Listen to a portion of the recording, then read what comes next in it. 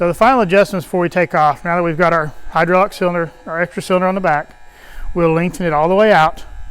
Again, adjusting the arms here down to the top of the blade, the back blade. We feel like we've got it level left to right and front to back, back being just slightly lower than the front. We'll start dragging the arena with the rippers. We'll adjust the rippers as we go, probably just down slightly for now. We'll see what final adjustments need to be made.